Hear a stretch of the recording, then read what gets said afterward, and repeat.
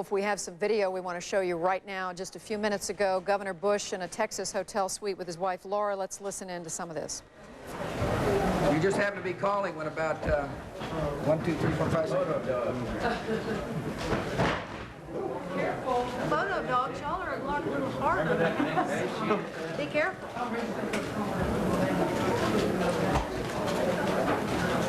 Yeah, good. Well, call me when you hear something. Thanks. That was the governor of Pennsylvania. Well, he's not conceding anything, and I'm not either in the state of Pennsylvania. Nor are we conceding anything in Florida. I know you've had all these projections that you've been reading about, but the people are actually counting the votes. Rooney, you need to...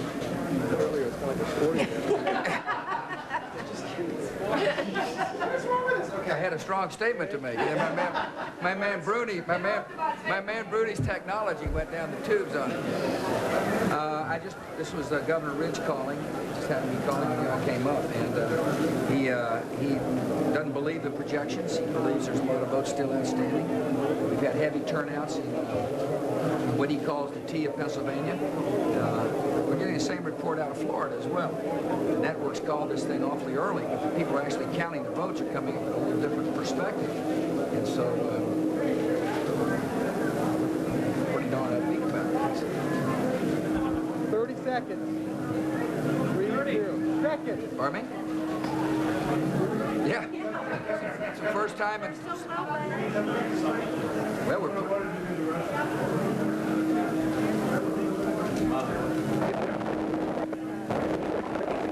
I want to watch some returns.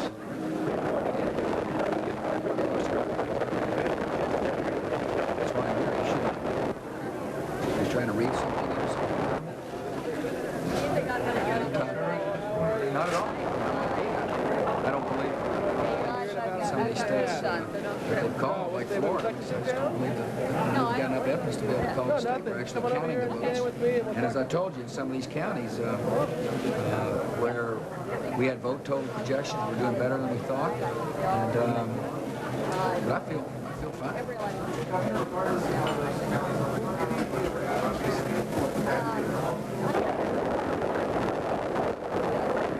No, it's been a close race. As I said, I was running against a limited opponent. And it's going to be a close race one way or the other.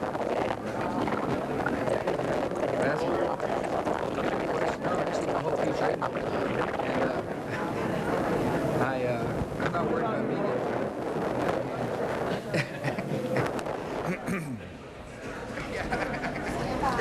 It is going to be a late night. I will tell you this. Television cameras allowed into the hotel suite there in Austin, Texas, where Governor George W. Bush watching returns with his father, former President George Bush, his mother Barbara, his wife Laura, and others in the room. And what we heard was Governor Bush on the phone with, he said, with Pennsylvania Governor Tom Ridge, who is saying he doesn't believe that Pennsylvania has gone for Gore, as CNN and other news organizations have called that state. He also said he's not ready to concede Florida and its 25 electoral votes. And frankly, if Jeff and Bernie and Bill, if Governor Bush is correct, that would make a huge difference. We're talking about 48 very important electoral votes that he's not conceding. That's right. Those two states, Pennsylvania and Florida, both have Republican governors, one of whom is his brother. And I think he is still counting on those Republican governors. Tom Ridge in Pennsylvania, a very close friend of Governor Bush, and his brother in Florida, and for that matter in Michigan, he didn't mention that, but John Engler, one of his earliest supporters, all Republican governors, he's probably counting on them to deliver and to prove the networks wrong. Yes, and Governor Ridge apparently telling Governor Bush that in the T of Pennsylvania, there's still lots of votes out. I did hear, just quickly, Governor Bush, when he talked to reporters mid-afternoon, he said his parents were, in his words, nervous about tonight. He said, I feel confident, but they're nervous. Well, I think if your parents were looking at you to be the first man since John Quincy Adams to succeed a father into the White House, you'd be nervous. I mean, you get nervous when your kid's in a high school play. But I think in fairness, look, these projections are not infallible. There are times when the networks have to eat a hearty portion of crow. It happened to Senator Bob Smith in New Hampshire in 1996. The networks called it for his opponent, had to bring it back. But I think, Bill, and you're the maven on this one, that generally networks do not call unless they have a pretty high degree of assurance, correct? That is correct. We have a pretty high degree of assurance that Florida and Pennsylvania have gone for Al Gore. Bernie mentioned a second ago the T of Pennsylvania. That may be a little mysterious, but that's the largely rural area of Pennsylvania in between the Philadelphia area and the Pittsburgh area. People in Pennsylvania, you must be spent a lot of time there. They call that the T because it's sort of a T-shaped area. Very, very rural and usually heavily Republican. That's why Governor Bush says he's relying on the T, that rural Republican area, to deliver. In both those states, Bill, in the case of Florida, where the polls closed at 7 o'clock Eastern, in Pennsylvania, where the polls closed at 8 o'clock Eastern, in neither instance did CNN, as far as we know, and that's all we know about at this point, we didn't call it at that moment. We did wait for some of those so-called key precincts from around the state to come in. I want to make one point about this as we talk about Pennsylvania and Florida and Michigan. In American politics, finger pointing is absolutely an Olympic sport. And you just wonder if the news continues to be not so great for Governor Bush, how many people immediately are going to be saying, you never should have gone to California, you never should have dumped those millions of dollars into that state, you should have saved them for the battlegrounds. Well, we already heard some of that a little bit earlier tonight from, I believe it was Scott Reed we were talking to. In fact, Jeff, I think you asked him the question, you know, what are some of the second guessing going to be, and that was part of it. That's my favorite part of the campaign. I call it recriminations. When someone loses, you can have fun for weeks with everyone blaming everyone. They should have listened to me. That's right. That's what they all say. They should have listened to me. Stand by. CNN right now is moving our earlier declaration of Florida back to the too close to call column. Ah. Weird. 25 very big electoral votes in the home state of the governor's brother, Jeb Bush, are hanging in the balance. This no longer is a victory for Vice President Gore. We're moving it back into the too close to call. One order, please. Yes. Now could we just review this again about how? Well, I think in the fullness of time tonight we're going to have an explanation for this, but we're reporting to you what's happening. Well, what we're being told by our executive producer, Sid Bedingfield, is that based on the information we have from Florida, we don't entirely trust all the information that we have, and I assume the VNS service, and Bill, you can explain all this, is part of that decision. That's right. The networks and the Associated Press collaborate in supporting a research service, really, Voter News and Surveys, which does the exit polling and also collects the data from sample precincts around the country. And they're the ones who provide us with the information that allow us to call the states. We are normally very cautious. We haven't retracted. We've simply said, at the moment, we're not sure of that call, so we're going to say we're not ready to confirm it at this point. Clarify for us again, Bill, what goes into making a call? The exit polls, which we look at voters coming out of the polling booth all over the country, sample precincts, where we look at precincts that have been pre-selected around the state to see how they're voting compared with how they voted in the past, For example, including in the state turnout. of Florida, there would be several Sample key precincts, right. yes, number of precincts all over the state, and we take into account the absentee ballots, which are in many states counted very quickly. Now Do let's you just like your crow well done? Well, that's why I'd like to put on the table this fact. But to look ahead at the map, the electoral map, and votes, if you take 25 votes away from Al Gore and put it in the undecided column, and should they break for Bush, the entire calculation of the last hour and a half changes dramatically. Because at that point, you know, one thing that it's tricky to remember, if you take 25 votes from one side and put it to the other, the actual shift is 50 electoral votes, and that's a big number. We're not saying that's going to happen, but this night just got even more complicated and tricky and fascinating than it has been up to now. Candy Crowley joins us from Austin. Candy. I think you can hear the crowd reaction to Florida being put back. Not too close to call. You also heard the governor saying, look, it's way too close to call.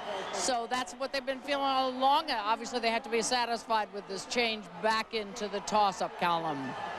Candy, explain again, if you will. I know you've been talking about this all today, but why is Florida such an important piece of their calculation, and Pennsylvania, for that matter, both of which the governor was challenging?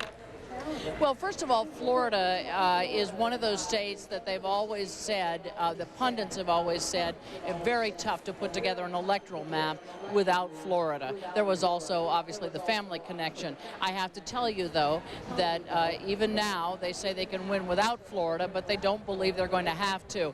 Pennsylvania, obviously a major battleground state. They felt that they would get a boost with Tom Ridge. You saw the governor talking to Tom Ridge. They have been in there quite a bit. They still hold out hope for that state. We yet still are calling that for Vice President Gore, but this is one of those amazing nights. So they're obviously very energized in this crowd, and I can assure you in the Bush campaign. Well, we knew it was going to be a little amazing. We just didn't know how amazing this night was going to be. Candy Crowley, hang on to your hat, because we don't know what's going to happen tonight. We've been saying it all night long, and we've just proven it. Could you pass the crow, Jeff? Well, listen, there's nothing more delightful, and I have to say this as a member of the press, than watching an election where you actually have to wait to see what the voters are going to do. And one of the things that has made this night so tricky is it has been 25 years since we've had an election where we had to go deep into the night and wait. In 1976, it was about 2:33 in the morning before Mississippi and Ohio gave that very close race to Jimmy Carter. And it may well be, and this is another thing that the night may prove, that many, many, many of these states are going to be decided by close margins, which is what makes the popular vote count as we get deeper into the night even more fascinating. Yeah. And one of the things adding to this is the muscle that organized labor is rolling out this night. John King, reporting from Nashville, Tennessee, said he was on the phone with the AFL-CIO's political director, who said that the union voters who had voted in Pennsylvania and other Midwestern locations.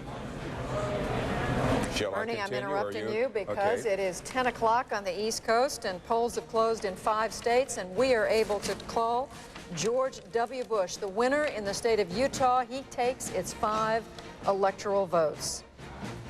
In the state of Idaho, another win for George W. Bush. Rack up 4 more electoral votes for the governor of the state of Texas. Nevada is one too close to call. Nevada's 4 electoral votes. We are not able to call that state one way or another. Montana, another check mark there for the governor of Texas, and it's 3 electoral votes. And the last state with polls to close at this hour, Iowa, the Hawkeye state, it's 7 electoral votes. We are not able to call it. So it just gets more exciting and more exciting. And here is the electoral map. We're going to be looking at this throughout the night. At this hour, with the polls closed in all but 5 states across the United States, we are able to give George W. Bush 197 electoral votes. His states are those in red. Vice President Al Gore, 167 electoral votes. His state's in blue, and all those states in yellow, we don't have enough information yet to give them one way or another. And let us commemorate the fact that this could be a night when the West will actually continue to vote before the election is over. They always complain in Oregon and California and Washington that the election is over and their polls are still open. Well, it looks like the election's not going to be over. And California, Oregon, and Washington are going to vote, and they could cast the decisive votes in this election. That's the point Mike McCurdy was making earlier. In fact, this could actually... Yes.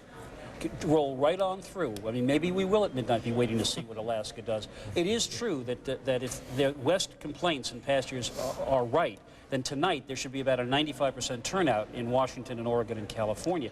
But do you remember, in one sense, the pre-election predictions have been true. That is, we have been saying for a long time, we may be here late at night waiting for Florida, Iowa, Wisconsin, and some of the western states to report. Well, it's 10 o'clock, which is late by some of our standards, and we're waiting for Iowa and Wisconsin and Florida and the West to report, and it is as close as you can imagine in terms of trying to put together this 270 vote total. One other point. In past years at this hour, we'd be talking about broad national trends sweeping across the country deciding the election. It seems to me that every time you come up with an exit poll, there's another trend or a trendette. I mean, it doesn't seem like there's any one theme driving this election. Guess what? Well, he has another I have another exit one. poll. And I'm not sure it'll give you a theme, but it's an interesting one about Iowa. We haven't called Iowa yet. It was a Dukakis state. It was a Clinton state, not called. One of the reasons it's hard to call is look at the independent vote. They're about a third of the Iowa voters, and the independents there are split down the middle about evenly between Gore and Bush and 9% for other candidates.